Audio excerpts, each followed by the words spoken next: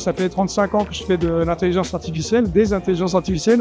Donc évidemment, je m'intéresse à la progression, à l'évolution de cette discipline et aujourd'hui à la révolution qu'amènent les IA génératives avec le prompt qui nous permet une accessibilité qui est très facile pour n'importe qui. On a compris que c'est des outils intéressants qu'on ne devait pas utiliser pour n'importe quoi et n'importe comment. Et donc le message principal, c'est de dire qu'il faut s'éduquer, il faut les comprendre, ces IA, mais il faut mettre quelque part des carcans dans leurs utilisations, parce que non seulement elles peuvent faire des dégâts, potentiellement, mais aussi elles peuvent faire des dégâts écologiques, ce qu'on ne comprend pas forcément, parce que là où elles résident, dans les data centers, c'est loin des yeux, et donc on ne voit pas trop comment ça se passe.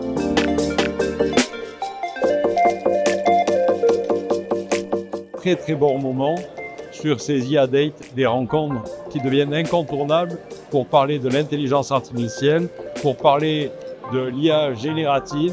Ce que j'ai retenu, c'est l'élément essentiel, savoir si nous étions dans l'évolution ou dans la révolution. Luc Julia a été ferme là-dessus, affirmé. Il dit nous sommes dans une évolution. Probablement, cette évolution connaît des accélérations aujourd'hui. Il ne les nie pas.